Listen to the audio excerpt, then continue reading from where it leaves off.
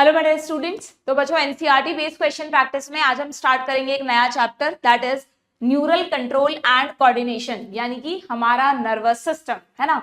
वैसे तो आप लोगों को ये थोड़ा सा टफ लगता है chapter, I know. Nervous system में न्यूरॉन्स के मैकेनिज्म को समझना, ब्रेन के हर एक पार्ट को समझना, उसका फंक्शन समझना, याद करना, थोड़ा सा in comparison to other chapters of human physiology I agree कि हाँ ये थोड़ा सा टफ है, लेकिन अगर आप इसको प्रॉपर कॉन्सेप्ट्स और उन कॉन्सेप्ट्स में थोड़ी थोड़ी ट्रिक्स लगाकर पढ़ेंगे तो आपको ये चैप्टर बहुत ही आसान लगेगा। और वैसे भी जो रही सही कसर थी वो नीट के जो मॉडिफाइड सिलेबस है, जो आपकी एनसीईआरटी है, उसने पूरी कर दी है। यानी अब आपको इस चैप्टर को बहुत छोटा कर दिया गया है। इस चैप्टर में से जो सेंस ऑर्गन्स वाला पार्ट है, आई का स्ट्रक्चर, ईयर का स्ट्रक्चर, होने को तो वो बहुत इंटरेस्टिंग पार्ट था, हम बहुत मजे से पढ़ते भी उसको थे, लेकिन अब वो हटा दिया गया है। यानी अब आपसे नीट में ना ही आपके 11th-12th में आई या ईयर से रिलेटेड कोई क्वेश्चन पूछा जाएगा, तो आपको ये टॉपिक अब नहीं करना है। इस चैप्टर में न्यू एनसीईआरटी में जो पार्ट दिया है वही आपको प्रिपेयर करना है, ठीक है। जिसमें आप यहाँ पर देख सकते हैं सेंट्रल नर्वस सिस्टम, यानी जहां पर आपका ब्रेन का स्ट्रक्चर खत्म हो रहा है, बस वहीं तक ये चैप्टर कर दिया। इवन रिफ्लेक्स एक्शन वाला पार्ट भी हटा दिया, ठीक है। तो चलो एटलीस्ट एक अच्छी बात तो हुई कि चैप्टर छोटा हो गया। अब इस चैप्टर को हम already NCERT line to line series में पढ़ चुके हैं। जिन बच्चों ने नहीं देखे हैं लेक्चर, अगेन मैं कहूंगी पहले लेक्चर देखो, फिर मेरे साथ यहाँ पर क्वेश्चन प्रैक्टिस करो, ठीक है। इस सीरीज में जैसा कि हम करते आए हैं, हम क्वेश्चंस भी करेंगे, साथ साथ में एनसीईआरटी से ही उसको रिवाइज भी करते चलेंगे, है ना। रिवीजन इसलिए क्योंकि ऑलरेडी डिटेल में हर एक लाइन, हर एक टॉपिक को मैं आपको बहुत अच्छे से पढ़ा चुकी हूँ। ओके, तो अगर किसी का नर्वस सिस्टम वीक है, उसे समझ में नहीं आता है ये चैप्टर, ये टॉपिक, तो पहले लेक्चर्स देखें फिर ये सेशन अटेंड करें। लिंक डिस्क्रिप्शन बॉक्स में गिवन है, ठीक है। चलिए, तो अगर हम हमारे नर्वस सिस्टम की बात करें बच्चों, तो यू नो हमारी पूरी बॉडी को कंट्रोल करने वाला जो सिस्टम है वो यही नर्वस सिस्टम है। It is made up of neural tissue, जिसके बारे में आप ऑलरेडी स्ट्रक्चरल ऑर्गेनाइजेशन में पढ़ चुके हैं। न्यूरल टिश्यू का मतलब क्या होता है? न्यूरल टिश्यू मतलब जनरली हमें लगता है कि हमारी बॉडी में जो न्यूरॉन्स हैं, जो लॉन्गेस्ट सेल है हमारी बॉडी का न्यूरॉन, तो न्यूरॉन्स ही हमारे पूरे नर्वस सिस्टम को बनाते हैं। But you have to remember, जिन लोगों ने पढ़ रखा है उन्हें ध्यान होगा कि न्यूरॉन्स के अलावा भी हमारे नर्वस सिस्टम में न्यूरोग्लियल सेल्स प्रेजेंट होती हैं। इनफैक्ट ये न्यूरोग्लियल सेल्स हमारे नर्वस सिस्टम का 50% वॉल्यूम बनाती है, 50% वॉल्यूम बनाती हैं। तो न्यूरॉन्स तो हमारी मेन सेल्स हैं ही, क्योंकि न्यूरॉन्स के थ्रू ही सिग्नल्स इधर से उधर जाएंगे, मैसेज एक जगह से दूसरी जगह पहुंचेगा। लेकिन उन न्यूरॉन्स को सपोर्ट देने के लिए या उनमें कुछ एडिशनल फंक्शंस के लिए बहुत सारे अलग अलग न्यूरोग्लियल सेल्स भी हमारे नर्वस सिस्टम में हैं। जैसे आप श्वान सेल्स पढ़ते हैं, वो भी न्यूरोग्लियल का पार्ट है। आप लोग बहुत डिटेल में तो नहीं है, आपके एनसीईआरटी में इनफैक्ट नाम भी नहीं है। एस्ट्रोसाइट सेल्स होती हैं, उसके अलावा ओलिगोडेंड्रोसाइट सेल्स होती हैं। थोड़ा बहुत मैंने आपको इस चैप्टर में उनके बारे में जितना जरूरी है वो बता रखा है, ठीक है।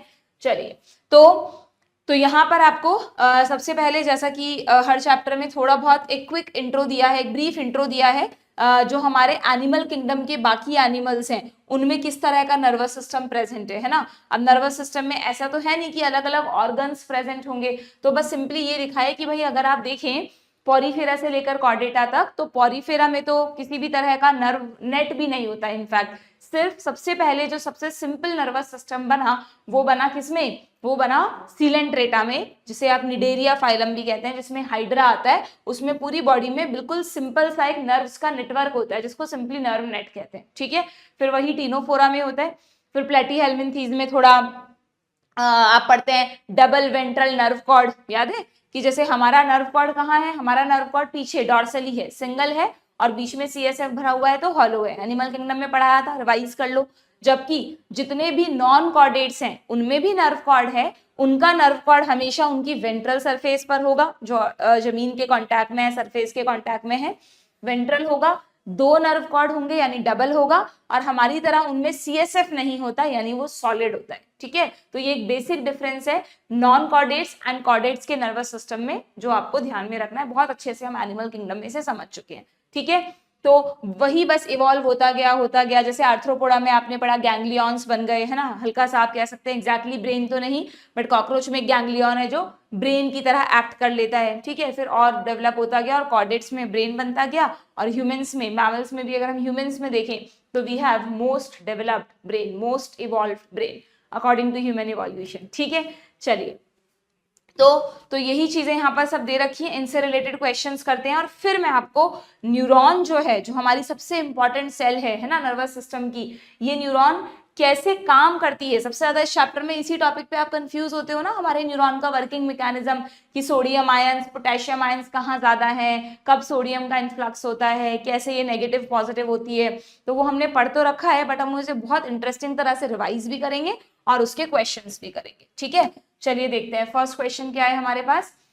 Read the given statement and select the incorrect one. कभी भी आपको बायो में ये हैबिट नहीं बनानी कि जल्दीबाजी में ठीक है क्वेश्चन आ गया, और मैंने देखा है कई बच्चे सीधा स्टेटमेंट पढ़ने लग जाते हैं ये सोच के कि शायद करेक्ट ही पूछा होगा, बट आपको ढंग से क्वेश्चन पढ़ लेना है, इनकरेक्ट पूछा है या करेक्ट पूछा है। ठीक है, तो in hydra all neurons are similar and joined to form a nerve net. Yes, hydra में पूरा न्यूरॉन्स का एक नर्व नेट प्रेजेंट होता है।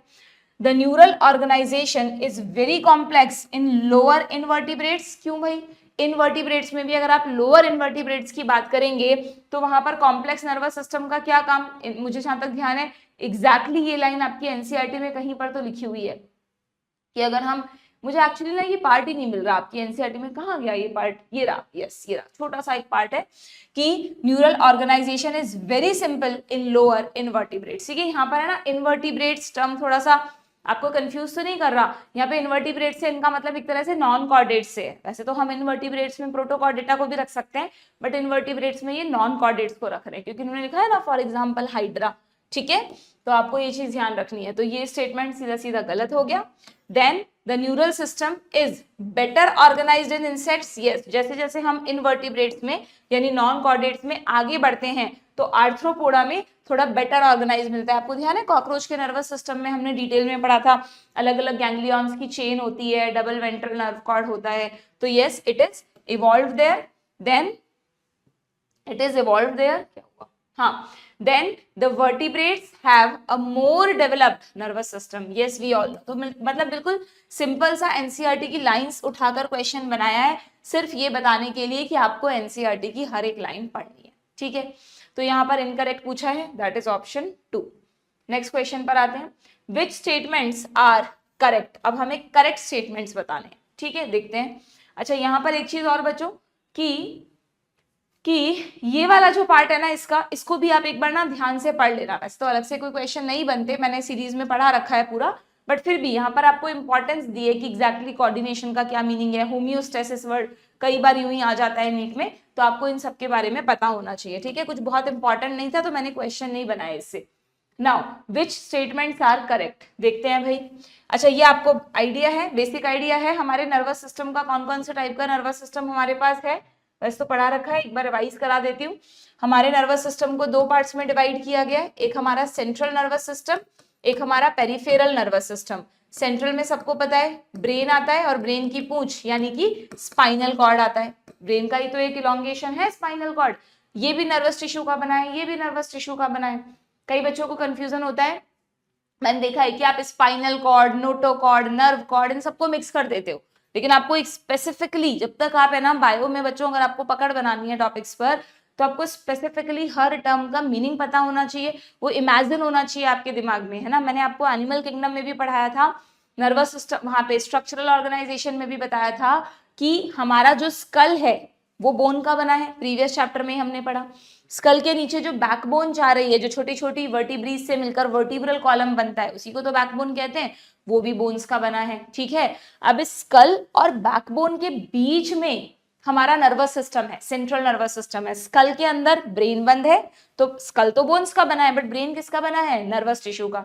ऐसे ही जो स्पाइनल कॉर्ड है उसको आप बैकबोन के साथ मिक्स नहीं करेंगे, backbone is a bony structure, वो वर्टिब्रीज का बना है। जैसे ब्लॉक्स को एक के ऊपर एक आप इकट्ठा करो और बीच में एक कैनाल बन जाए, अगर हर ब्लॉक में एक छेद है तो, है ना, तो वो ब्लॉक्स तो क्या है, vertebral column, that is backbone, पर उससे जो छेद बना बीच में, वो छेद जब आपस में जुड़े और कैनाल बनी, जैसे हमने कल न्यूरल कैनाल पढ़ा था, उस न्यूरल कैनाल में से कौन जा रहा है, हमारे ब्रेन की पूंछ यानी हमारा स्पाइनल कॉर्ड। तो ये जो स्पाइनल कॉर्ड है वो भी नर्वस टिश्यू का बना हुआ है ना। तो बैकबोन और नर्व स्पाइनल कॉर्ड में फर्क समझ गए आप। एंड नोटोकॉर्ड वर्ड हम किसके लिए यूज करते हैं? नोटोकॉर्ड वर्ड हम यूज करते हैं जो हमारी बैकबोन है।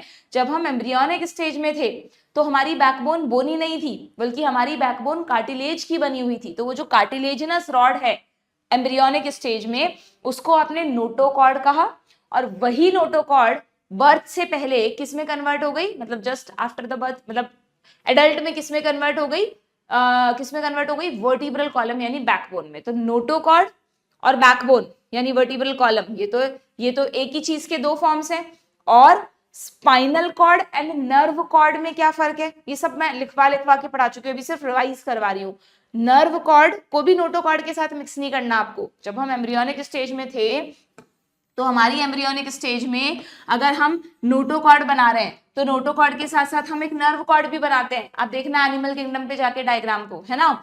तो जो हमारा नोटोकॉर्ड है वो तो आगे जाकर बैकबोन को बनाएगा, और जो हमारा नर्व कॉर्ड है, नाम से पता चल रहा है नर्व्स का कॉर्ड यानी नर्वस टिश्यू का कॉर्ड, इसी नर्व कॉर्ड से हमारा ब्रेन और स्पाइनल कॉर्ड बनता है। यानी ब्रेन और स्पाइनल कॉर्ड को मिलाकर ही नर्व कॉर्ड कहते हैं। बस जनरली एम्ब्रियोनिक स्टेज में नर्व कॉर्ड टर्म यूज कर लेते हैं और बाद में ये डिफरेंशिएट हो जाते हैं ब्रेन और स्पाइनल कॉर्ड। ठीक है, तो नर्व कॉर्ड, उससे बना ब्रेन एंड स्पाइनल कॉर्ड, ये तो तीनों नर्वस टिश्यू हुए। ठीक है, जबकि इनको प्रोटेक्ट करने के लिए एम्ब्रियोनिक स्टेज में नोटोकॉर्ड कार्टिलेज का बना हुआ, और इसी नोटोकॉर्ड से बाद में आगे की तरफ स्कल और पीछे की तरफ पूरी बैकबोन यानी वर्टिब्रल कॉलम, ये सारे स्केलेटल स्ट्रक्चर्स हुए। ठीक है, ये एक बहुत इंपॉर्टेंट डिफरेंस है जो आपको पता होना ही होना चाहिए। क्लियर है नाउ?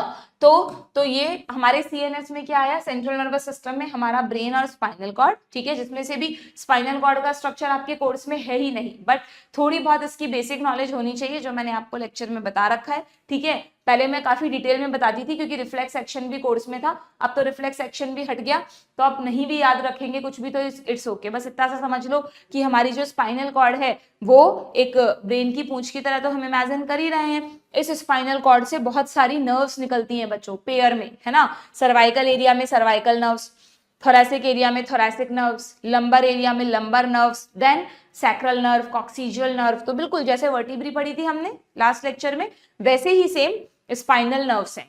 ठीक है, तो हमारी एक तरह से पूरे हमारी बॉडी का जो ये है, आपके लिम्स हैं, आपकी बैक है, नेक है, सब जगह जो कंट्रोल, जो सिग्नल्स जा रहे हैं वो डायरेक्टली क्रेनियल नर्व से नहीं जा रहे, ब्रेन से नहीं जा रहे, बल्कि आपकी स्पाइनल कॉर्ड से निकलने वाली नर्व्स इनको कंट्रोल कर रही हैं। तभी तो हम ऐसा कहते हैं कि अगर किसी के एक्सीडेंट में बैकबोन फ्रैक्चर हो गया और बाई चांस उसका डैमेज स्पाइनल कॉर्ड को भी हो गया तो पर्सन को पैरालिसिस हो सकता है, उसके लिम्स काम करना बंद कर देंगे डिपेंडिंग ऑन कि किस नर्व को डैमेज हुआ है। ठीक है, तो आपका ये जो ब्रेन है और ब्रेन से निकलने वाली ये जो स्पाइनल कॉर्ड है, इस स्पाइनल कॉर्ड से खूब सारी नर्व्स पेयर में आपकी पूरी बॉडी को नर्व सप्लाई कर रही हैं। ठीक है, जिसमें भी अगर आप नंबर याद रखना चाहो तो रख सकते हो।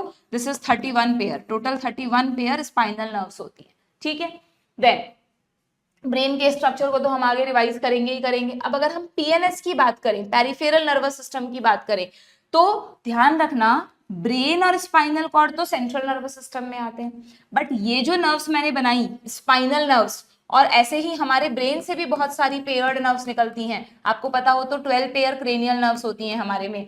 ये नर्व्स हमारा पेरिफेरल नर्वस सिस्टम बनाती हैं।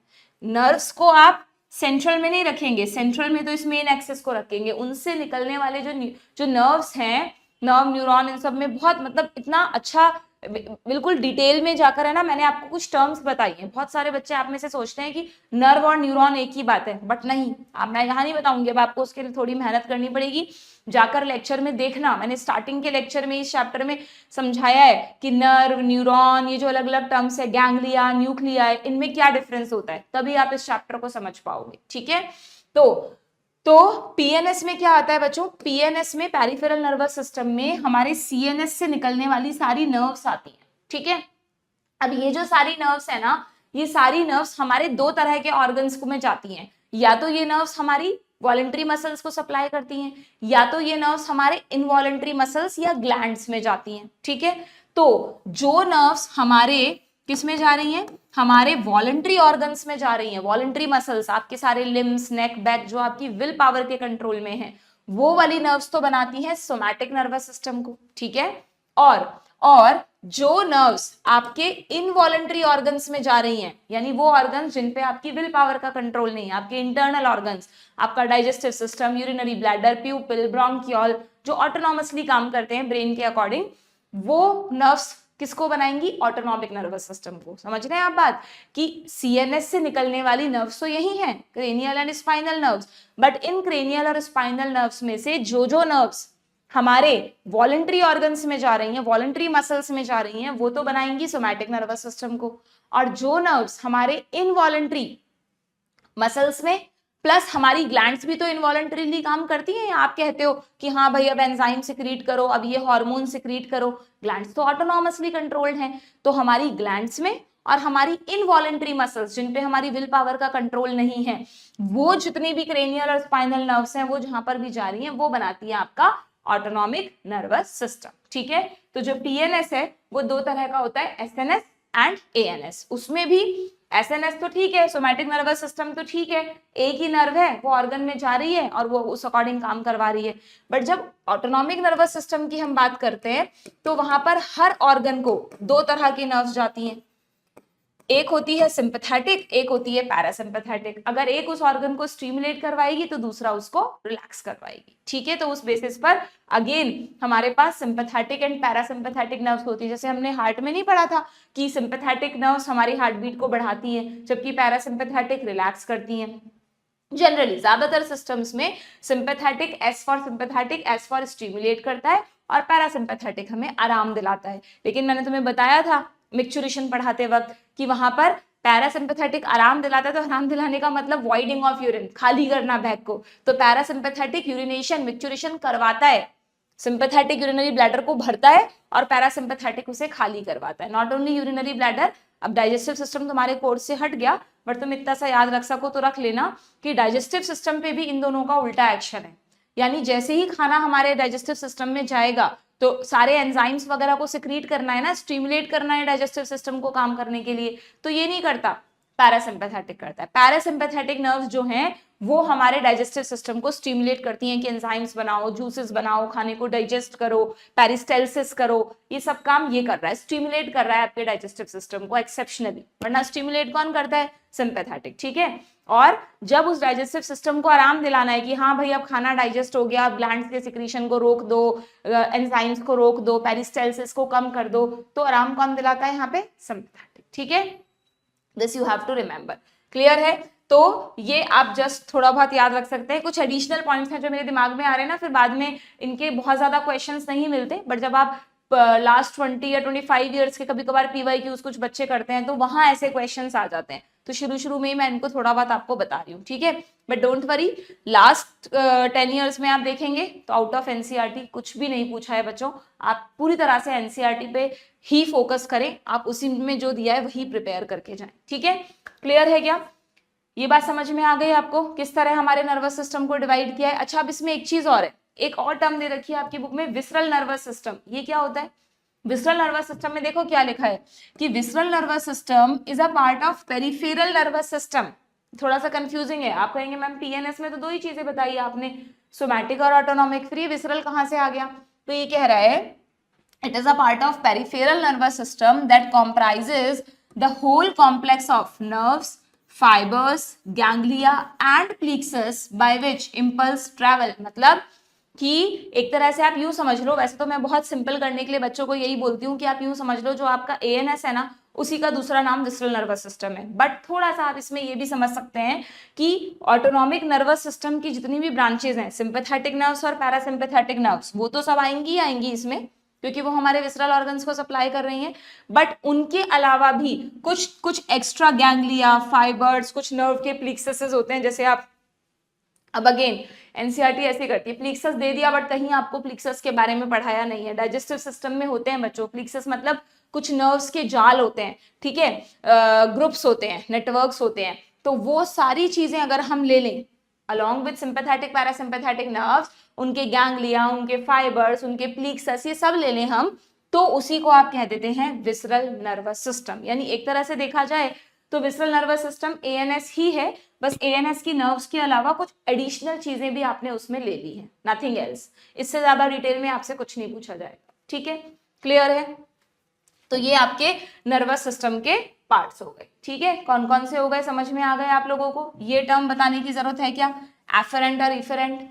नेफ्रॉन में बताया था, एफरेंट मतलब आना, इफेरेंट यानी एग्जिट, जाना। तो वही सेम बात है कि अगर हम सीएनएस के रेफरेंस में देखें तो जो भी नर्व सीएनएस की तरफ सिग्नल ले जाएगी, सीएनएस को आ रहा है संदेश यानी एफरेंट, और सीएनएस से जा रहा है ऑर्गन्स की तरफ, दिस यू नो ना कि हमेशा जो हमारी बॉडी में रिसेप्टर्स हैं वो स्टिमुलस को लेते हैं और सेंसरी नर्व्स के थ्रू सीएनएस तक सिग्नल पहुंचाते हैं। तो वो सेंसरी नर्व्स ही एफरेंट नर्व्स हैं बच्चों, एक तरह से सेंसरी ही एफरेंट है। ठीक है, और जो आप कहते हैं ना कि मोटर फाइबर सिग्नल को लेके जाते हैं, तो वो मोटर ही इफेरेंट है, जो ऑर्गन्स या ग्लैंड्स या मसल्स तक सिग्नल्स को लेकर जाते हैं। सिंपल, ठीक है, इसमें कोई कंफ्यूजन नहीं होना चाहिए आप लोगों को। क्वेश्चंस आते हैं वेरी सिंपल। अब आप करें इसको। सोमैटिक नर्वस सिस्टम में हम किसको रखें? विच रिले, रिले यानी पहुंचाना, मैसेज को भेजना। ठीक है, रिले इम्पल्स, इम्पल्स किसको कहते हैं? जब भी हमारे न्यूरॉन में से मैसेज जाता है तो उसको नर्व इम्पल्स कहते हैं। ठीक है, पढ़ेंगे इसके बारे में आगे। तो somatic nervous system relay impulses from, कहां से भेजेगा? बट ऑब्वियस सीएनएस से। किसको भेजेगा? हमारी वॉलेंट्री मसल्स को। याद है आपको, वॉलेंट्री को ही स्केलेटल या स्ट्राइटेड कहते हैं। तो यस, दिस इज करेक्ट, क्योंकि सोमैटिक की बात हो रही है। ऑटोनॉमिक की बात करें तो it transmit impulses from CNS to involuntary organs and smooth muscles. Yes, smooth muscles, involuntary organs. ठीक है, इनवॉलेंट्री ऑर्गन, ग्लैंड्स वगैरह जो भी है वो सब आ जाएंगे इसमें। सेंट्रल नर्वस सिस्टम में ब्रेन एंड स्पाइनल कॉर्ड आता है क्या? बिल्कुल ठीक है। And visceral nervous system consist of nerves carrying impulses to brain and spinal cord only. यानी ये कह रहा है विसरल नर्वस सिस्टम में सिर्फ वही नर्व्स आती हैं जो इम्पल्सेस को सीएनएस तक ले जाती हैं। यानी इसने सिर्फ उन्हीं को इंक्लूड कर लिया, एफरेंट नर्व्स को। जबकि अभी अभी हमने पढ़ा कि विसरल नर्वस सिस्टम में ना सिर्फ ये वाली नर्व्स जो सिग्नल्स को ला रही हैं, बल्कि इसका तो नाम ही नहीं लिखा इन्होंने, है ना, बल्कि यहाँ पे sensory nerve, motor nerve, fibre, ganglia, plexus सब कुछ आते हैं। They carry impulse from CNS to visceral organs as well as from visceral organs to CNS. दोनों डायरेक्शन में जो भी नर्व्स काम कर रही हैं उन सबको इसका पार्ट माना गया है। तो ये वाला स्टेटमेंट गलत हो गया। हमसे क्या पूछा था? करेक्ट वन, तो ये हो गया हमारा ऑप्शन सी। ठीक है, done. Statement type question. Neurons are excitable cells. Yes, you all know, neurons हमारी बॉडी के एक्साइटेबल सेल्स हैं। जब स्टिमुलस मिलेगा तब ही काम करेंगे, वरना आराम से रिलैक्स स्टेट में रहती हैं। ठीक है, the membrane of neuron in a depolarised state is responsible for excitability. बताओ, द मेम्ब्रेन ऑफ न्यूरॉन, ठीक है, in a depolarised state is responsible for excitability. ये कह रहा है कि जब हमारी जो न्यूरॉन है ना वो डीपोलराइज स्टेट में रहती है। डीपोलराइज, पहले तो मुझे मीनिंग बताना पड़ेगा इसका एक्चुअली क्या है। देखो, अभी हम डिटेल में आएंगे, हल्का सा आइडिया दे रही हूँ कि हमारा जो न्यूरॉन है, मान लो यहाँ पे मैं एक न्यूरॉन ड्रॉ कर देती हूँ, ये रहा।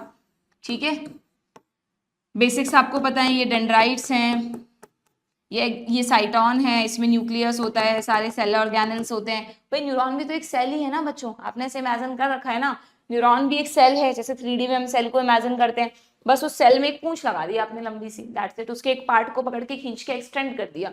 तो जो न्यूरॉन में, जो किसी सेल में होता है वो सब न्यूरॉन में होगा। न्यूरॉन भी एक सेल ही तो है ना। ये इसकी लंबी सी पूंछ हो गई जिसको आप एक्सॉन कहते हैं, नथिंग एल्स। ये एक्सॉन के टर्मिनल्स हो गए जो इस तरह से नॉब्स बनाते हैं, सिनेप्टिक नॉब्स बनाते हैं।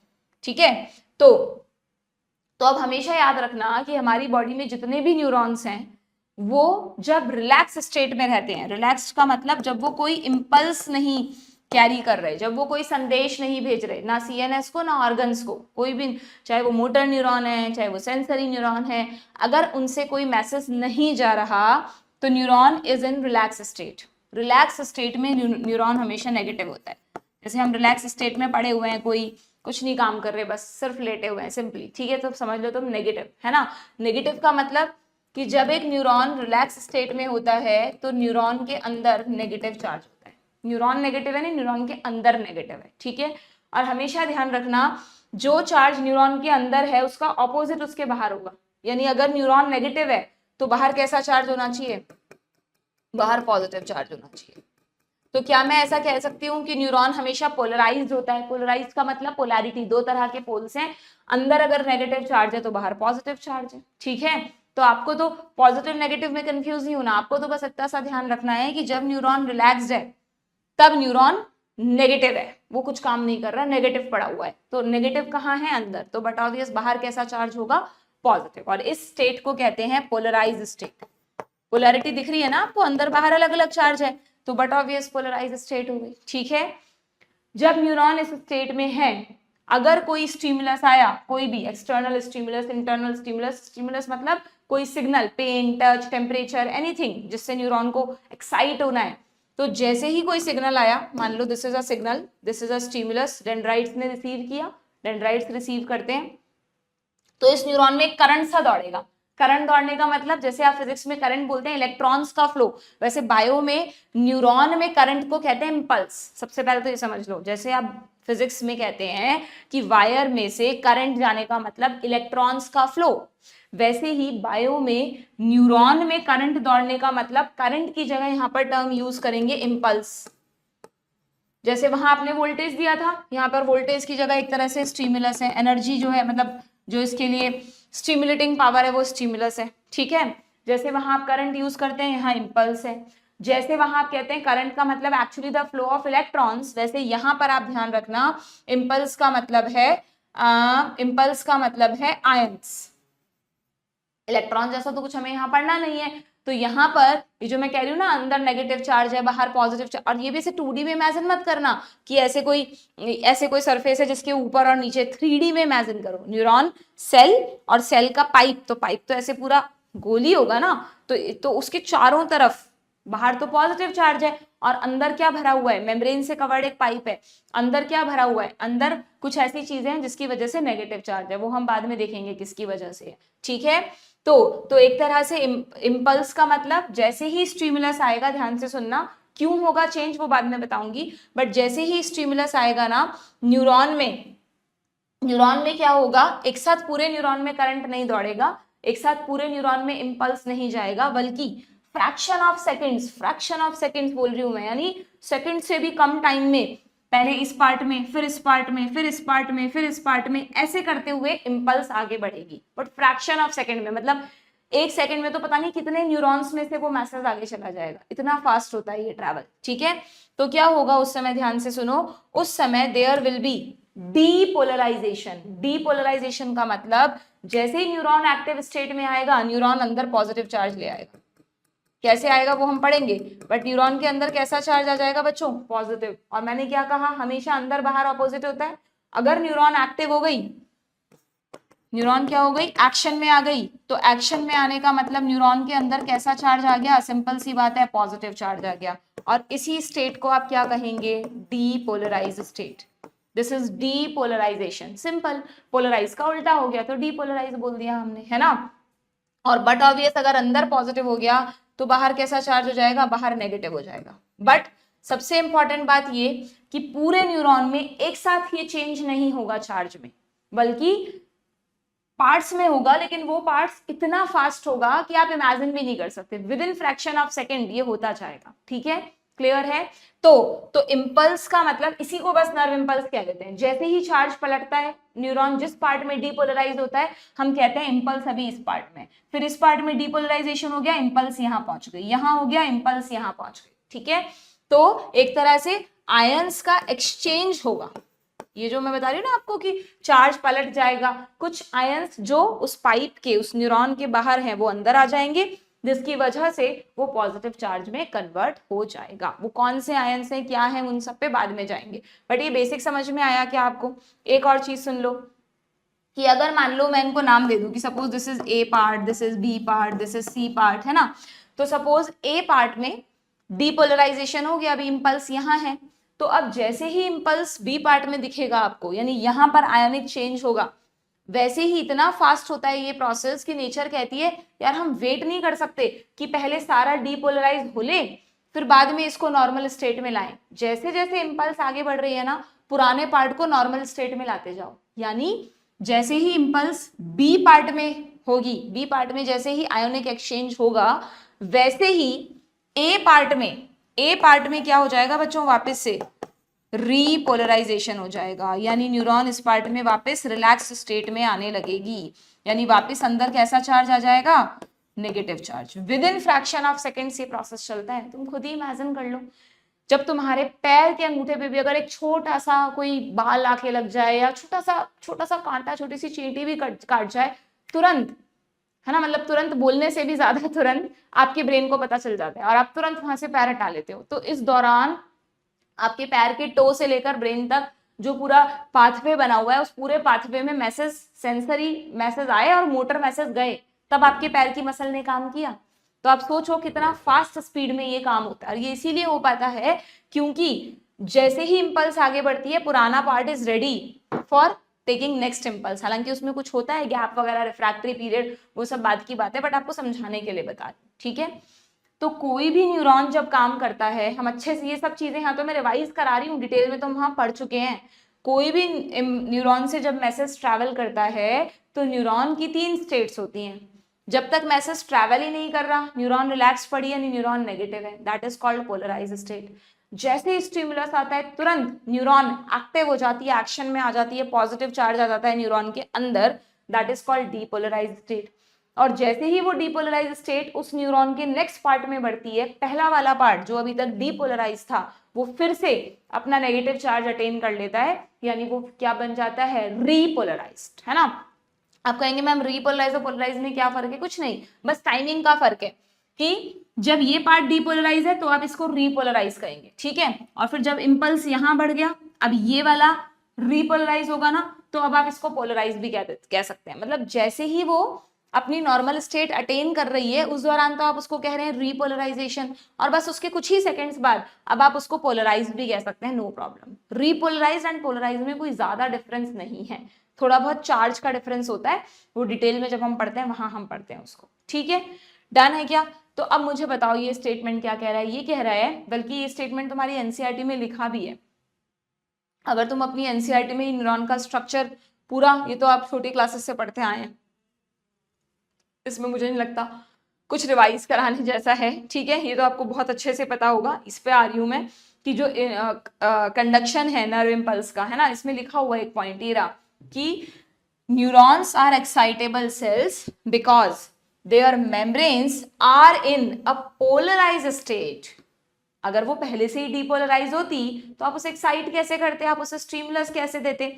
जब न्यूरॉन पोलराइज स्टेट में बैठी यानी रिलैक्स स्टेट में बैठी है, अंदर से नेगेटिव है, स्टिमुलस आया तो वो उसको एक्साइट करेगा ना, एक्साइटेबल, आपको एक्साइट करना है, और जब वो एक्साइट हो जाएगी तो वो डीपोलराइज हो जाएगी, ठीक है। जबकि यहां पर क्या लिखा है इन्होंने, the membrane of neuron in a depolarize state. जब न्यूरॉन ऑलरेडी एक्टिव है तब आप उसको कैसे एक्साइट करोगे, पॉसिबल ही नहीं है, वो तो भी काम कर रही है, वो नया स्टिमुलस रिसीव नहीं करेगी। जब न्यूरॉन का ये पार्ट डीपोलराइज है या ये पार्ट डीपोलराइज है, उस दौरान नया स्टिमुलस नहीं रिसीव करती वो। जब वो रीपोलराइज एंड पोलराइज स्टेट में आ जाती है तब वो नया स्टिमुलस रिसीव करती है। तो ये स्टेटमेंट पढ़ने पर हो सकता है सही लग रहा हो कि हाँ ठीक तो है, membrane of neuron in a depolarize state is responsible for excitability, but this is wrong. क्यों रॉन्ग, क्योंकि यहाँ डीपोलराइज नहीं होना चाहिए, यहाँ पे पोलराइज्ड होना चाहिए। न्यूरॉन कब एक्साइटेबल है, कब आप न्यूरॉन को एक्साइट कर सकते हो, जब न्यूरॉन रिलैक्स्ड है। अगर ऑलरेडी एक्साइटेड है तो क्या एक्साइट करोगे आप उसको, ठीक है।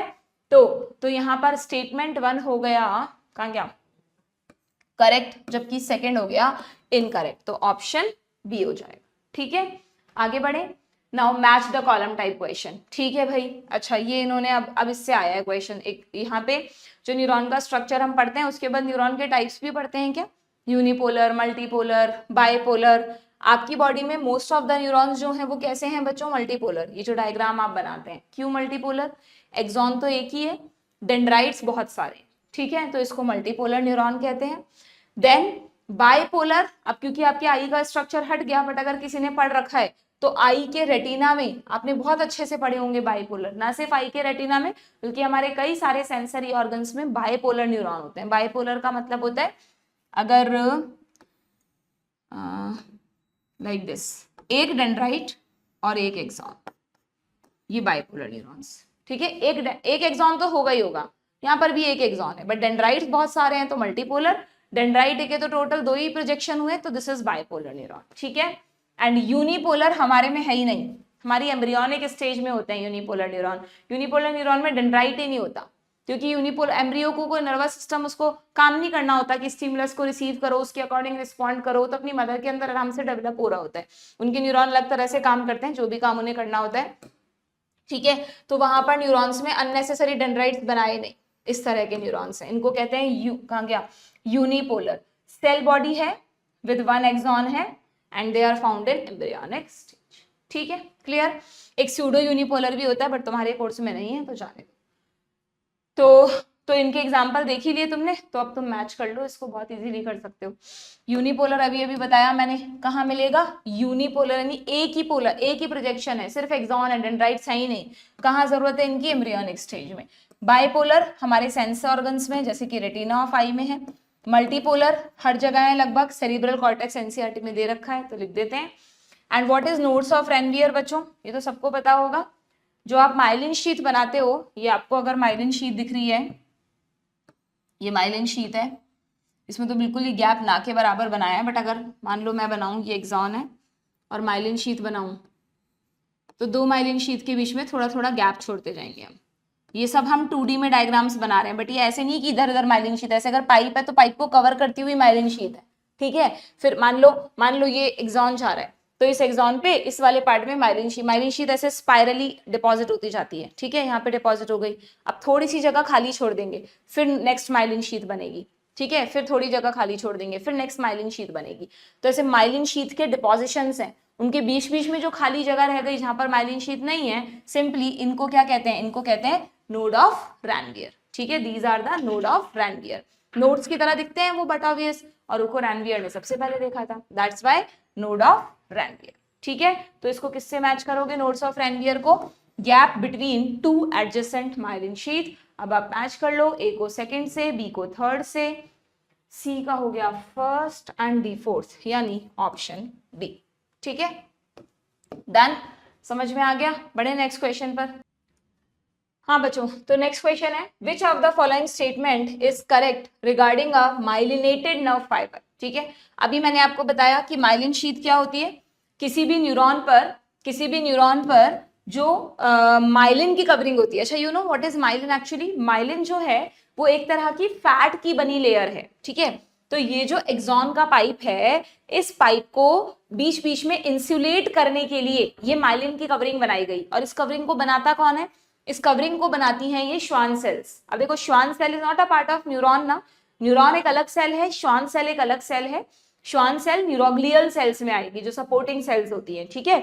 तो श्वान सेल क्या करती है, न्यूरॉन को इंसुलेट करने के लिए उसके चारों तरफ एक स्पाइरल फॉर्म में माइलिन शीट बनाती है। यहाँ बना दी, फिर नीचे, फिर गैप छोड़ के नीचे बना दी, फिर नेक्स्ट श्वान सेल ने नेक्स्ट बना दी। तो इस तरह जो न्यूरॉन्स हैं वो क्या हो जाते हैं, माइलिनेटेड हो जाते हैं। तो अगर न्यूरॉन इंसुलेटेड क्यों कहा मैंने, एक्चुअली क्या होता है समझना है, थोड़ा सा मतलब ध्यान देने वाला कॉन्सेप्ट है कि इंसुलेटेड वर्ड हम इसलिए यूज कर रहे हैं कि अगर ये एक्सॉन है और एक्सॉन पे मान लो यहाँ यहाँ यहाँ ये सब माइलिन वाले एरिया हैं, तो जो मैं अभी आपको कह रही थी ना, आयनिक एक्सचेंज होगा, पोलैरिटी चेंज होगी, वो पता है कहाँ होगी, वो सिर्फ नोड ऑफ रैनवियर पे होगी। नोड ऑफ रैनवियर एक ऐसी जगह है जहां पर चारों तरफ माइलिन शीट नहीं है, तो नोड ऑफ रैनवियर से कोई भी आयन अंदर बाहर जा सकते हैं। जबकि जिस जगह पर माइलिन की कवरिंग लगी हुई है वहां पर तो इतनी मोटी कवरिंग आ गई, जो सेल की मेम्ब्रेन है, जैसे आप एक्सॉन की मेम्ब्रेन को एक्सोलेमा कह दो, तो एक्सोलेमा के अंदर नेगेटिव चार्ज है जब न्यूरॉन रिलैक्स स्टेट में, और बाहर पॉजिटिव चार्ज है। तो हम कह रहे हैं कि जब न्यूरॉन एक्साइट होगी तब न्यूरॉन को पॉजिटिव होना है। पॉजिटिव होने का मतलब अंदर पॉजिटिव आयंस आने चाहिए, तो वो अंदर कहाँ से आएंगे, जिन जिन एरिया में माइलिन शीट चढ़ी हुई है ना, वहां से अंदर नहीं आते, बल्कि जो नॉन माइलिनेटेड एरिया है, नोड ऑफ रैनवियर है, उस एरिया में ही आयंस, वो जो चैनल्स प्रेजेंट होते हैं, सोडियम चैनल वगैरह हम पढ़ेंगे, वहां से सोडियम आयंस अंदर आ जाते हैं। तो इससे क्या होता है कि आप सोचो, इमेजिन करो, इससे नर्व इंपल्स की स्पीड बढ़ जाती है। क्यों, अगर मान लो माइलिन शीट होती ही नहीं तो पूरे न्यूरॉन पर चैनल गेट्स होते और सब जगह से आयंस को अंदर आना पड़ता, तब जाके इंपल्स ट्रैवल करती। बट अब क्या हुआ, इंपल्स को ट्रैवल करने का एरिया कितना कम रह गया, सिर्फ नोड ऑफ रैनवियर पे आयंस को अंदर भेज दो और वही पूरे न्यूरॉन को क्या कर देगा, उन्हीं जगह से न्यूरॉन एक्साइट होता जाएगा, यानी उन जगह से आयंस के अंदर आने से न्यूरॉन तो पूरा एक्साइट होगा, लेकिन आयोनिक एक्सचेंज अब कम जगह पर होगा इंस्टेड ऑफ फुल एक्सॉन, ठीक है। तो इसलिए हमेशा ध्यान रखो कि माइलिनेटेड न्यूरॉन में जो नर्व इंपल्स की स्पीड है इट इज मच फास्टर। ऐसी माइलिन शीथ हमारी बॉडी के सारे न्यूरॉन्स में नहीं है, तो जिन न्यूरॉन्स में माइलिन शीथ नहीं है उनको कहते हैं नॉन माइलिनेटेड या अनमाइलिनेटेड न्यूरॉन, और जिन पे है उनको कहते हैं माइलिनेटेड न्यूरॉन। तो मोस्ट ऑफ द जगह जहां पर भी फटाफट इंपल्स को ट्रैवल करवाना है वहां पर नेचर ने हमें कौन से न्यूरॉन दिए, वहां पर नेचर ने हमको दिए माइलिनेटेड न्यूरॉन। जैसे देखो इसमें लिखा है कि myelinated neuron are present which form a myelin sheath, कहाँ गया, they are present in spinal cord, spinal nerves, cranial nerves, यानी हमारा जो most of the peripheral nervous system है उसमें most of the cranial and spinal nerves, most of the होना चाहिए था, लिखा नहीं है कोई बात नहीं, most of the cranial and spinal nerves क्या है बच्चों, माइलिनेटेड है, क्योंकि फटाफट ब्रेन और ऑर्गन्स के बीच में बहुत ही फास्ट इंपल्स ट्रैवल होनी चाहिए जिससे सिग्नल्स को इधर से उधर पहुंचाया जाए। और अनमाइलिनेटेड क्या होगा, अनमाइलिनेटेड में they are commonly found in autonomous and somatic nervous system। अब अगेन ये कंफ्यूजिंग है कि यार यहाँ तो तुम कह रहे हो कि क्रेनियल और स्पाइनल नर्व्स माइलिनेटेड हैं और यही नर्व्स तो इन दोनों को बना रही हैं, यहाँ तुम कह रहे हो कि ये अनमाइलिनेटेड है। इसके लिए तुमको लेक्चर पे जाना पड़ेगा, वहां पे मैंने एकदम क्लियरली पढ़ाया है कि एनसीईआरटी में लाइन का क्या मतलब है, you have to go there, ठीक है। अभी नहीं बताऊंगी मैं हर चीज, ओके। तो अच्छा अब इसमें एक चीज जरूर बताने वाली है कि चाहे से माइलिनेटेड न्यूरॉन हो या अनमाइलिनेटेड हो, हमेशा ध्यान रखना श्वान सेल सब में प्रेजेंट है। ऐसा नहीं है कि जहां पर माइलिन शीथ बनानी है वहीं पर श्वान सेल्स हैं, श्वान सेल्स हर न्यूरॉन के आसपास वाले एरिया में प्रेजेंट होती है। अगर उस न्यूरॉन में माइलिन कवरिंग बनानी है तो श्वान सेल्स बना देती है। देखो इस सब में आपको श्वान सेल का न्यूक्लियस दिख रहा है, this is the nucleus of Schwann cell जो इस माइलिन शीथ को बनाएगी। बट अगर आप एक अनमाइलिनेटेड न्यूरॉन को भी देखोगे ना तो उसके भी आसपास आपको ऐसे श्वान सेल्स दिखेंगी, हालांकि वहां पर आपको क्या नहीं दिखेगा, वहां पर आपको कोई माइलिन शीथ नहीं दिखेगी, सिर्फ श्वान सेल्स दिखेंगी। तो डू रिमेंबर क्वेश्चन भी आया हुआ है कि श्वान सेल्स दोनों न्यूरॉन में प्रेजेंट होती हैं, वेदर माइलिनेटेड और अनमाइलिनेटेड, ठीक है।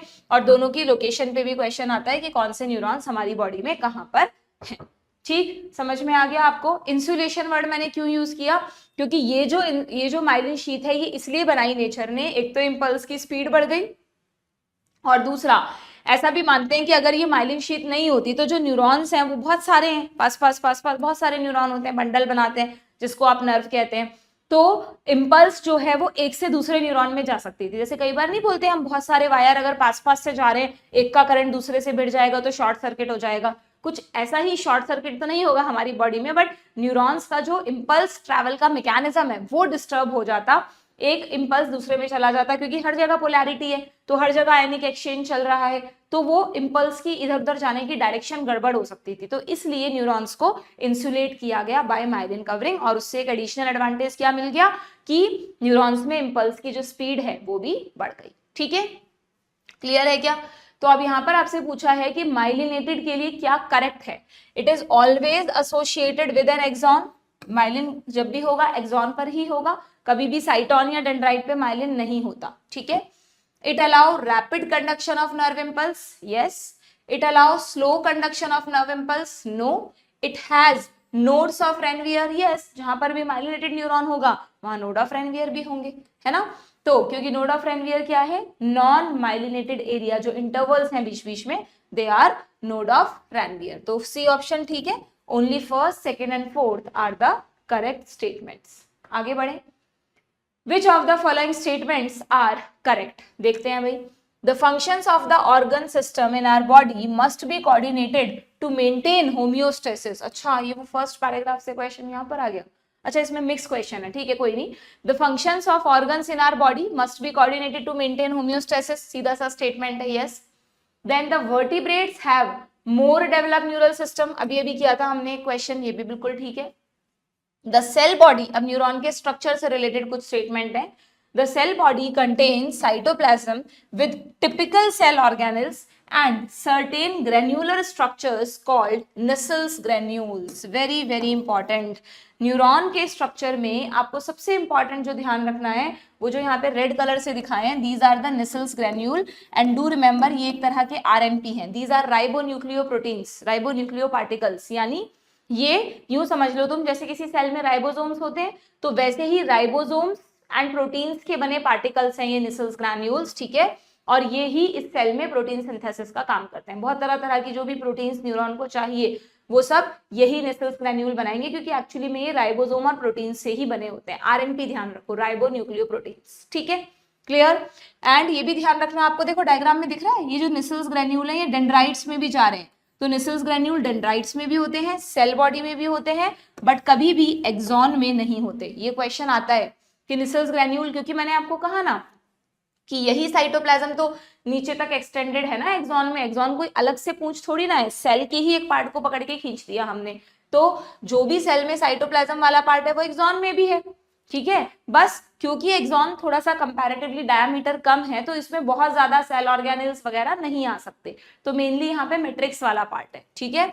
तो निसल्स ग्रैन्यूल्स भी यहाँ पर नहीं होते। निसल्स ग्रैन्यूल्स सिर्फ कहाँ मिलेंगे आपको, साइटोन में, और जो साइटोन के शॉर्ट प्रोजेक्शंस हैं डेंड्राइट्स उनमें भी निसल ग्रैन्यूल्स प्रेजेंट होंगे। और क्या क्या होगा साइटोन में, न्यूक्लियस होगा। जितने भी सेल ऑर्गेनेल्स किसी एनिमल सेल में होते हैं, माइटोकॉन्ड्रिया, ईआर, जीबी, सब होंगे एक्सेप्ट वन। वो कौन सा सेल ऑर्गेनेल है which is absent in neuron, पढ़ा रखा है मैंने, दैट इज सेंट्रियोल। सेंट्रियोल का पेयर होता है ना एनिमल सेल में, जो सेल को डिवाइड करने के वक्त पे पोल्स पे जाकर स्पिंडल फाइबर्स को सपोर्ट देता है। ये सेंट्रियोल नहीं होता हमारे न्यूरॉन में, and that's why neurons can't divide. जब हम एम्ब्रियोनिक स्टेज में होते हैं बच्चों, तभी तक हमारा नर्वस सिस्टम डिवाइड करता है, नए नए न्यूरॉन्स बनते हैं। आफ्टर बर्थ न्यूरॉन्स डिवाइड करना बंद कर देते हैं, बिकॉज नेचर ने उनमें से सेंट्रियोल को ही गायब कर दिया, ठीक है। एनिमल सेल्स बिना सेंट्रियोल के डिवाइड नहीं कर सकती, प्लांट्स में तो होता ही नहीं है सेंट्रियोल, तो प्लांट सेल तो करती है बिना सेंट्रियोल के डिवाइड, उसका तो नेचर है, but animal cells can't divide without centriole, ठीक है। तो this you have to remember. तो वही चीज यहाँ बोली है, इस सेंटेंस को सही कर दे।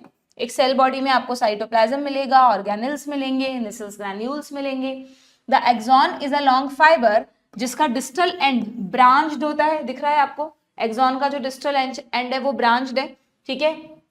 इनको आप कहते हैं एक्सॉन टर्मिनल, और हर टर्मिनल फूला हुआ होता है, तो फूले हुए पार्ट को कहते हैं नॉब, ठीक है। सिनेप्टिक नॉब, सिनेप्स वर्ड क्यों आया, क्योंकि अब यहाँ से नेक्स्ट न्यूरॉन शुरू हो जाएगा, अब ये नेक्स्ट न्यूरॉन के डेंड्राइट्स के साथ जंक्शन बनाएगा जिसको आप सिनेप्स कहते हैं, तो इनको सिनेप्टिक नॉब कह दिया, ठीक है, सही है ये।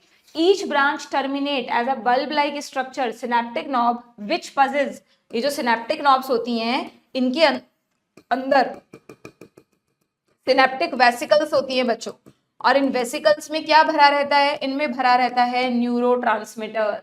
न्यूरोट्रांसमीटर यानी न्यूरॉन्स के बीच मैसेज को ट्रांसमिट करने वाला एक केमिकल, ठीक है। बहुत सारे न्यूरोट्रांसमीटर्स होते हैं हमारे में। The most common neurotransmitter is acetyl choline, ACH से जिसको आप लिखते हो। नॉट ओनली दिस, इसके अलावा हमारे पास गाबा है, नॉर एड्रेनालिन जो आप हार्मोन की तरह पढ़ते हो वो भी एक तरह का न्यूरोट्रांसमीटर है, और भी बहुत सारे, डोपामीन, बहुत सारे न्यूरोट्रांसमीटर्स होते हैं, ठीक है। तो ये कह रहा है कि भाई सिनेप्टिक नॉब में वेसिकल्स होती है, इन वेसिकल्स में केमिकल्स होते हैं, इन केमिकल्स को न्यूरोट्रांसमीटर्स कहते हैं, ठीक है, बिल्कुल ठीक है। तो यहाँ पर सारे ही स्टेटमेंट सही हैं, ठीक है। तो हमारा आंसर हो जाएगा ऑल ऑफ दैट, डन। तो इसके थ्रू आपका न्यूरॉन का स्ट्रक्चर भी एक बार रिवाइज हो गया, ओके। और तो ऐसी कोई चीज नहीं रही जो इसमें बताने जैसी हो, ठीक है भाई। अब आते हैं हम आगे इसके वर्किंग मैकेनिज्म पर, ठीक है। देखते हैं नेक्स्ट क्वेश्चन क्या है। The Schwann cells form a myelin sheath around axon, yes, unmyelinated axon are not surrounded by Schwann cell, गलत है ना। अब ये भी किया हमने कि श्वान सेल तो दोनों जगह है, अब वो माइलिन बना रही है या नहीं बना रही वो डिपेंड करेगा, ठीक है। तो यहाँ पर assertion is true, reason is wrong, assertion is true, reason is wrong, ठीक है। नेक्स्ट नाउ अब आते हैं हम इसके मैकेनिज्म पर। इन द रेस्टिंग स्टेट, अभी अभी बताया, इन द रेस्टिंग स्टेट जब न्यूरॉन रेस्टिंग यानी रिलैक्स स्टेट में है, the axon of the neuron is more permeable. अच्छा, यहाँ पे परमिएबिलिटी पूछ लिया, ठीक है, ये भी समझ लो तुम। मैंने तुम्हें ये तो बता ही दिया कि कोई भी न्यूरॉन जब रिलैक्स स्टेट में है तो यहाँ इस वाले से समझना, ठीक है। मैं पूरा नहीं बता रही, सिर्फ रिवाइज करवा रही हूँ। जिसके कॉन्सेप्ट बिल्कुल वीक हैं वो प्लीज न्यूरॉन के वर्किंग मैकेनिज्म का लेक्चर जाकर देखो, बहुत अच्छे से स्टेप बाय स्टेप, बहुत अच्छे अच्छे डायग्राम्स के साथ मैंने समझाया है, तभी तुमको ये दिमाग में बैठेगा, ठीक है। जिसने पढ़ रखा है वो फटाफट मेरे साथ रिवीजन कर लो कि अगर ये एक्सॉन बना रही हूं मान लो मैं, ठीक है, तो हम कह रहे हैं कि एक्सॉन जब रिलैक्स्ड होता है तो नेगेटिव होता है, यानी अंदर कौन सा चार्ज बना दूं मैं, नेगेटिव चार्ज बना दूं, ठीक है। और अगर अंदर नेगेटिव है तो बट ऑब्वियस बाहर पॉजिटिव है। अब क्वेश्चन ये उठना चाहिए हमारे दिमाग में कि वाई, क्यों, ऐसा क्या है जिसकी वजह से न्यूरॉन के अंदर, पाइप के अंदर नेगेटिव चार्ज है और पाइप के बाहर पॉजिटिव चार्ज है। तो इसका कारण है बच्चों प्रेजेंस ऑफ सोडियम आयंस। यहां पर आपको ध्यान रखना है, इसको मुझे थोड़ा सा बड़ा बनाना चाहिए था, 1 मिनट। यहां पर आपको एक चीज ध्यान रखनी है, क्या कि रेस्टिंग स्टेट में एक न्यूरॉन में बाहर की तरफ सोडियम आयंस बहुत सारे होते हैं, बहुत सारे। वैसे भी सोडियम आयंस तो हर जगह होते ही है ना। तुम खुद इमेजिन करो, न्यूरॉन अगर एक सेल है तो सेल के चारों तरफ खाली जगह में फ्लूइड होगा, इंटरसेलुलर फ्लूइड बोलोगे उसको तुम।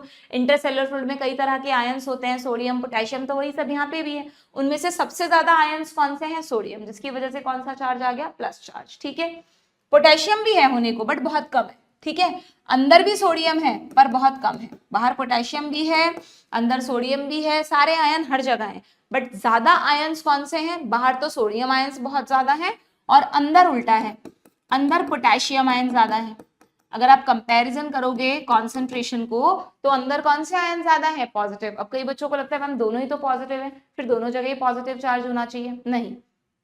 एक्चुअली अंदर ना कुछ नेगेटिवली चार्ज प्रोटीन्स होती हैं। आपको पता है प्रोटीन्स का साइज वैसे ही बड़ा होता है, और अगर कोई नेगेटिवली चार्ज प्रोटीन्स हैं तो थोड़ी भी प्रोटीन्स अगर प्रेजेंट हैं तो वो अंदर के चार्ज को क्या बना देंगी, नेगेटिव बना देंगी। तो अगर आपसे पूछें कि अंदर नेगेटिव चार्ज क्यों होता है, तो नेगेटिव चार्ज का कारण तो क्या है, नेगेटिवली चार्ज प्रोटीन्स, ठीक है। ये, और आपको पता है प्रोटीन्स का साइज यूजुअली बड़ा होता है, तो आपको इन प्रोटीन्स को कभी भी बाहर अंदर नहीं भेजना, ये प्रोटीन्स तो हमेशा अंदर ही पड़ी रहेंगी। The membrane is impermeable to these proteins, ठीक है। इन प्रोटीन्स को कोई अंदर बाहर नहीं करना है, बस प्रोटीन्स तो एक ही जगह याद रखनी है आपको कि न्यूरॉन रेस्टिंग स्टेट पर नेगेटिव क्यों है, due to presence of these proteins, ठीक है। अब बाद में जो पॉजिटिव नेगेटिव बार बार चलेगा वो आयंस के एक्सचेंज से होगा, ना कि इन प्रोटीन्स के।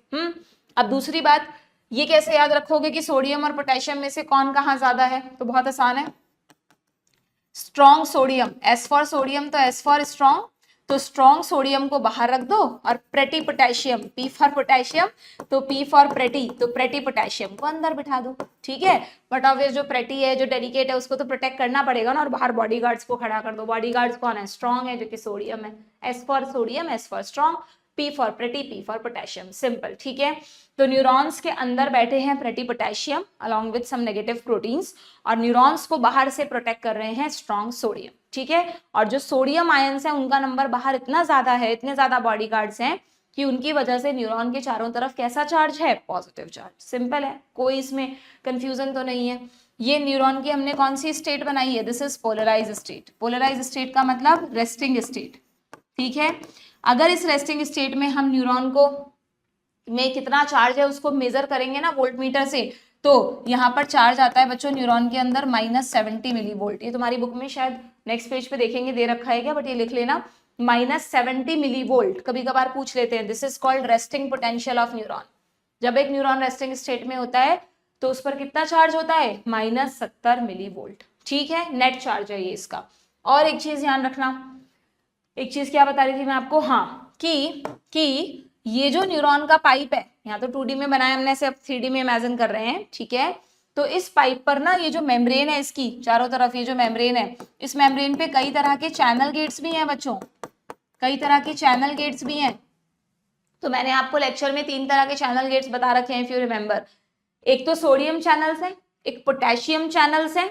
सोडियम चैनल सिर्फ सोडियम को अंदर बाहर भेजेंगे, पोटेशियम चैनल सिर्फ पोटेशियम को अंदर बाहर भेजेंगे, और तीसरा है सोडियम पोटेशियम पंप, जिससे जब भी वो पंप खुलेगा सोडियम और पोटेशियम दोनों एक साथ अंदर बाहर आएंगे। क्योंकि बट ऑब्वियस आपने पढ़ रखा है बहुत अच्छे से कि चैनल्स जो हैं वो स्पेसिफिक होते हैं, उस चैनल पर जिस शेप की ग्रूव होगी वही आयन उससे जुड़कर अंदर बाहर जा सकता है। तो जो सोडियम चैनल है वो सिर्फ सोडियम को करेगा, जो पोटेशियम चैनल है वो सिर्फ पोटेशियम को करेगा, बट जो सोडियम पोटेशियम पंप है वो एक ही पंप है दोनों के लिए, वैसे घूमेगा तो एक को अंदर एक को बाहर कर देगा, किसको अंदर किसको बाहर वो बात की बात है, ठीक है। Sodium potassium pump, clear. हमेशा ध्यान रखना कि अगर हम रेस्टिंग स्टेट की बात कर रहे हैं, मैंने वहां पे पढ़ा रखा है आपको कि अगर हम रेस्टिंग स्टेट की बात कर रहे हैं तो रेस्टिंग स्टेट में क्या होता है, रेस्टिंग स्टेट में सोडियम चैनल्स हमेशा बंद रहते हैं। अभी नर्व आराम कर रही है, बॉडीगार्ड्स को भी आराम करने दो ना, क्यों उनको छेड़ना है, तो सोडियम चैनल्स क्लोज रहते हैं। रेस्टिंग स्टेट में सोडियम चैनल्स क्लोज रहते हैं, सोडियम को कोई आवागमन, कोई एक्सचेंज अंदर बाहर नहीं आना, ठीक है।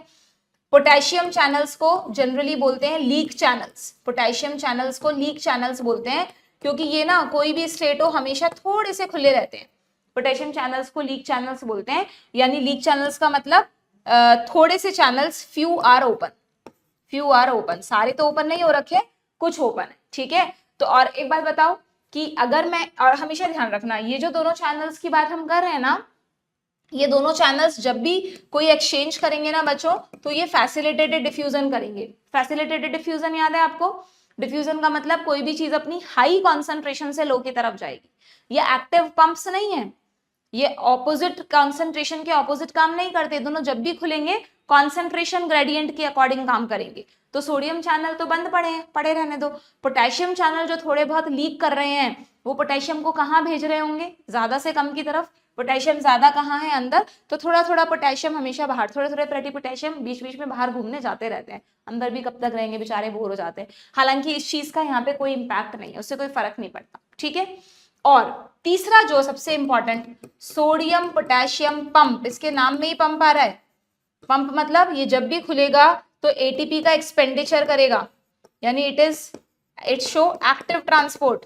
ये दोनों पैसिव ट्रांसपोर्ट शो करते हैं, ये एक्टिव ट्रांसपोर्ट शो करता है, ठीक है। और सोडियम पोटेशियम पंप अभी जब नर्व रेस्टिंग स्टेट में है, तो you will be surprise to know कि नर्व को रेस्टिंग स्टेट में बने रखने के लिए एटीपी खर्च करना पड़ता है।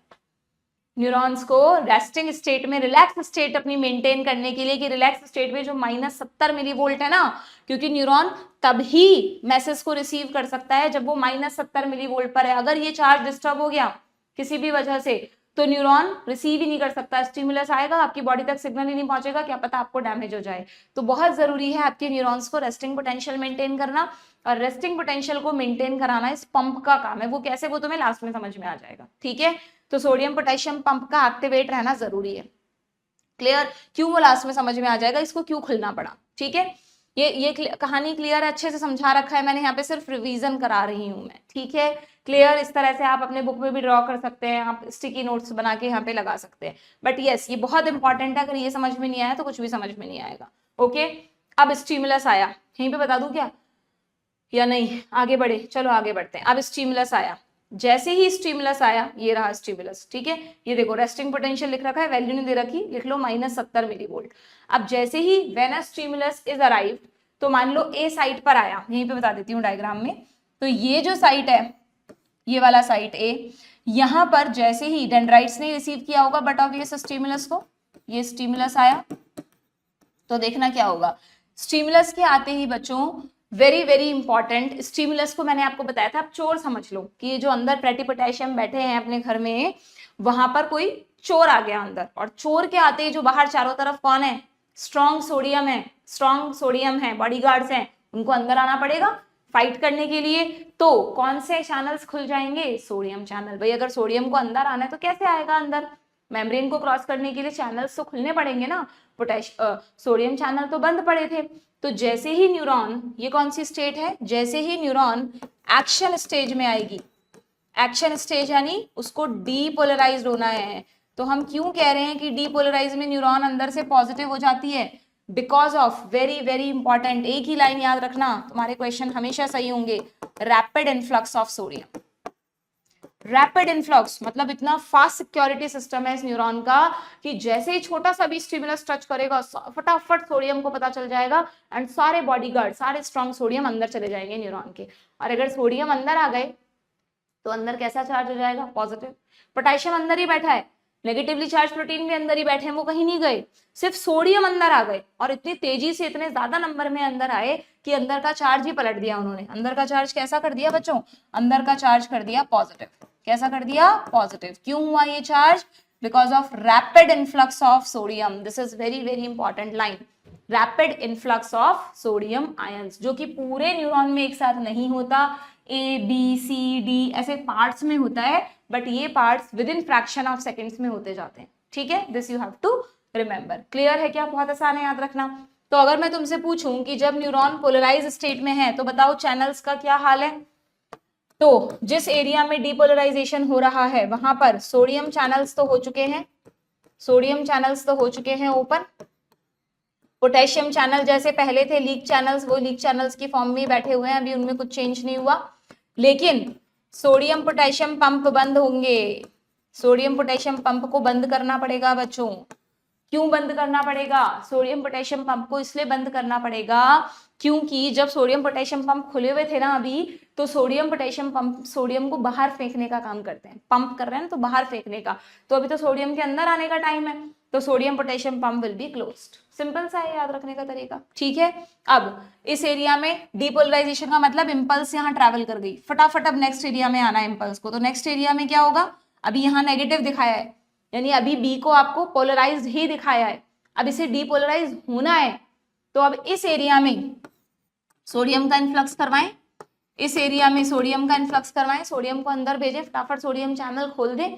और इस एरिया में क्या करें? जो पूरा पीछे वाला एरिया है, ए वाला एरिया, वहां पर अभी तो इन्होंने वही दिखाया आपको डीपोलराइज, बट इस एरिया में अब आप करवाओ रीपोलराइजेशन, ठीक है। तो इस डायग्राम में तो एक तरह से ये डायग्राम तो है ना, मतलब मैं इसको कोई स्टेट का नाम नहीं दूंगी क्योंकि ये तो सेम ही चीज दिखा रहा है कि भाई जो डीपोलराइज है वो डीपोलराइज है और बी को अब करना है, अभी तो वेव आगे जाएगी, है ना। तो अगर हम रीपोलराइजेशन को समझना चाहते हैं तो हमें यहाँ अलग से लिखना पड़ेगा। ये तो डीपोलराइजेशन था, ठीक है, गड़बड़ मत कर देना तुम, इसको रीपोलराइजेशन नहीं दिखाया इसमें कहीं भी, बनाना पड़ेगा आपको अलग से डायग्राम। रीपोलराइजेशन में कुछ ऐसा डायग्राम होगा क्या? देखो, रीपोलराइजेशन में अगर ये ए है और ये बी है तो बी को तो मुझे डीपोलराइज दिखाना है, तो बी में अंदर पॉजिटिव चार्ज क्रिएट कर दूं।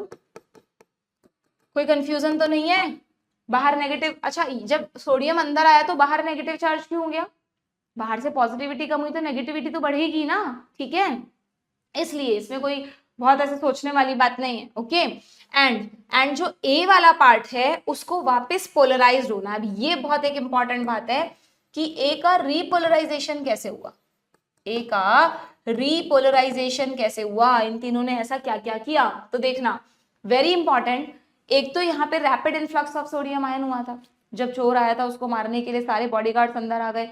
एंड ये जो रैपिड इन्फ्लक्स ऑफ सोडियम होता है ना, जिसके लिए सोडियम चैनल खुलते हैं, वो सोडियम चैनल बहुत जल्दी बंद हो जाते हैं कि कहीं ऐसा नहीं हो कि जो सोडियम अंदर आया है वो वापस बाहर चला जाए कॉन्सेंट्रेशन ग्रेडियंट के अकॉर्डिंग। तो जैसे ही रैपिड इन्फ्लक्स ऑफ सोडियम होता है, इमीडिएटली सोडियम आयंस, मतलब सॉरी इमीडिएटली सही लिख रही हूँ क्या, स्पेलिंग देख लेना। तो sodium channels will be closed, तुरंत बंद हो जाते हैं, तुरंत एक झटके में खुले, सोडियम अंदर आए बंद हो गए, ठीक है। अब जैसे ही सोडियम चैनल बंद हो गए, सोडियम आयंस तो अंदर ही रह गए, उन्होंने चोर की धुनाई की खूब, चोर इस रीजन से बढ़कर इस रीजन में आ गया, ठीक है। अब स्टिमुलस इस वाले रीजन में आ गया, यहाँ सब कुछ चलेगा, ठीक। अब यहाँ तो नॉर्मल हो गया, यहाँ से तो चोर भाग गया, यहाँ से तो इम्पल्स भाग चुकी, यानी अब इस वाले एरिया को नॉर्मल करने के लिए आपको वापस यहाँ पर नेगेटिव चार्ज लाना पड़ेगा क्या? कैसे लाए नेगेटिव चार्ज? बड़ी दिक्कत है। जो सोडियम अंदर आए थे वो जिस गेट से अंदर आए थे उस गेट से तो बाहर जा नहीं सकते, क्यों? क्योंकि सोडियम चैनल्स तो बंद पड़े हैं। सोडियम चैनल क्या पड़े हैं बच्चों? बंद पड़े हैं ना, वो तो तुरंत बंद हो गए थे। ऐसे नहीं कि अब खुल जाएंगे, चलो धुनाई हो गई चोर की, अब खुल जाओ उनको बाहर भेजने का, बंद तो बंद, अब हम नहीं जाने दे रहे इन बॉडीगार्ड्स को बाहर, ठीक है। सोडियम चैनल हो गए बंद, पोटेशियम चैनल और सोडियम पोटेशियम पंप ये दोनों हेल्प करेंगे। देखना कैसे, सुनना ध्यान से, थोड़ा सा कंफ्यूजन हो जाता है वरना यहाँ पर कि सोडियम चैनल के बंद हो जाने से सोडियम अंदर ही फंस गए जो अंदर बचाने आए थे, पोटेशियम तो पहले से ही अंदर बैठा था, और अंदर हम चाहते हैं वापस से नेगेटिव चार्ज क्रिएट करना। अगर अंदर नेगेटिव चार्ज क्रिएट करना है तो क्या करें हम? अंदर से पॉजिटिव आयंस को कम कर दें। तो हमारे पास सीधा सीधा रास्ता था कि जो सोडियम अंदर आए उनको वापस बाहर भेज दो, पर उनके बाहर भेजने का रास्ता बंद है, सोडियम चैनल हो गए हैं बंद, ठीक है। तो कुछ समय के लिए प्लेटी पोटेशियम कहेगा कि चलो मैं ही बाहर चले जाता हूँ। वैसे तो वो बहुत डेलिकेट है, उसको नहीं जाना चाहिए था, लेकिन ठीक है कोई बात नहीं। वो जो स्ट्रॉन्ग बॉडीगार्ड्स है उन्होंने कहा हम यहीं बैठे हैं, क्या पता फिर से चोर ना आ जाए, थोड़ी देर के लिए तुम सेफ्टी पॉइंट के लिए बाहर चले जाओ, ठीक है। तो do remember potassium channels open हो जाते हैं, मैं लीक की जगह लिख रही हूँ ओपन, बहुत सारे पोटेशियम चैनल जो अभी तक सिर्फ लीक चैनल्स थे, 2-3 गेट ही खुले हुए थे, सारे गेट ओपन हो जाते हैं उस एरिया के, ए वाले एरिया के, ठीक है। एंड पोटेशियम का इफ्लक्स होता है, क्या होता है यहाँ पर पोटेशियम का इफ्लक्स होता है, पोटेशियम आयंस बाहर जाते हैं, और कहीं किसी का इफ्लक्स नहीं हुआ, बट यहाँ पर पोटेशियम आयंस का इफ्लक्स होता है कि चलो सोडियम बाहर नहीं जा सकते तो पोटेशियम को बाहर भेज देते हैं, एक बार को अपने पॉजिटिव आयंस की कुर्बानी दे दो, कैसे तो नेगेटिव चार्ज लाएं, ठीक है। तो पोटेशियम आयंस को एकदम से बाहर भेजते ही अंदर कैसा चार्ज आ जाता है, नेगेटिव चार्ज आ जाता है, ठीक है। बात नेगेटिव चार्ज आ गया, कोई दिक्कत नहीं है, लेकिन एक गड़बड़ हो गई, नेगेटिव चार्ज तो आ गया, यानी आप इसे रिपोलराइज तो कह रहे हो, बट ये तो बिल्कुल उल्टा हो गया।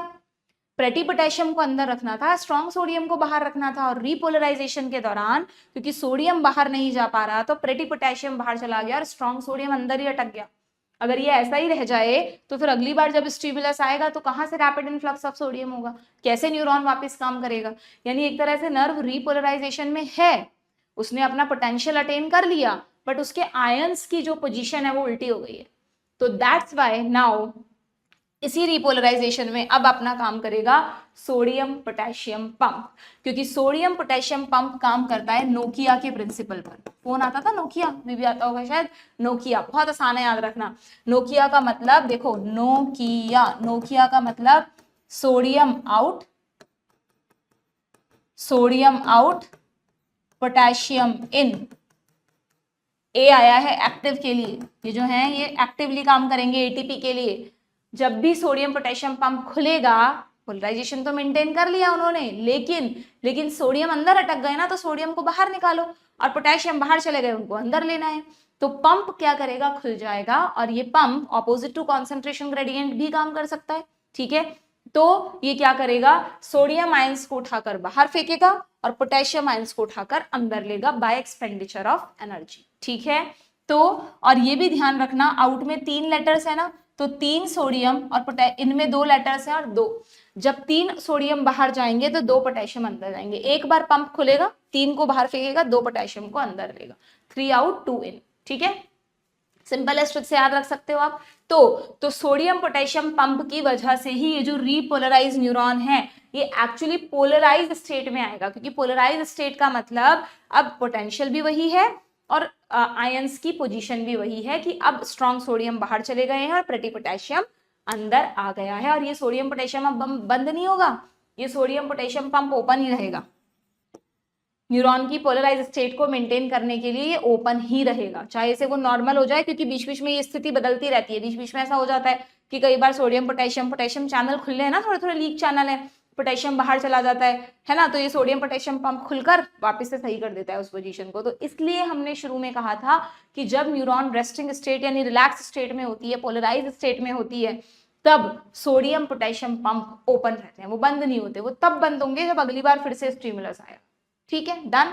तो बहुत इजीली आप याद रख सकते हो 3 स्टेट जो हैं उसमें कौन कौन सा चार्ज होगा, और जो 3 तरह के मेन के अलावा और भी कई तरह के चैनल्स होते हैं, बट वो हमसे नहीं पूछे जाते। तो ये 3 चैनल्स कौन कब बंद रहता है और कौन कब ओपन रहता है, ठीक है। बहुत आसानी से याद हो गया आई थिंक। इस तरह से तुम भी अपने यहाँ पे नोट्स बना के रख सकते हो, जिससे जब भी रिवाइज करो, और प्लीज इस टॉपिक को ना एक बार खुद से बनाना, कॉपी में रिवाइज करना 2-3 बार, तब दिमाग में बैठेगा। ऐसा नहीं कि मैम ने एक बार पढ़ा दिया, वाह बढ़िया बढ़िया ट्रिक्स बता दी मैम, हमें तो समझ में आ गया, तो भूल भी जाओगे फिर तुम अगर रिवाइज नहीं करोगे तो, ठीक है। हटा दें इसको। तो बस यही चीजें यहाँ पर तुमको समझाई हुई है, ठीक है, क्लियर है। तो यहाँ पर हम देखें क्या दे रखा है, देखना। स्टेटमेंट 1 कह रहा है कि in the resting state the axonal membrane of neuron is more permeable to sodium ions. क्या कह रहा है ये, रेस्टिंग स्टेट में एक्सॉन परमिएबल है सोडियम के लिए। सोडियम चैनल खुले थे क्या रेस्टिंग स्टेट में? रेस्टिंग स्टेट में क्या काम है स्ट्रॉन्ग बॉडीगार्ड्स का? कोई काम नहीं है, गलत। And nearly impermeable to potassium ions, NCERT में लिखा है, क्लियर कट लाइन है, देखो क्या लिखा है कि in resting state when a neuron is not conducting यानी resting state the axon is more permeable to potassium ion. ऐसा क्यों लिखा?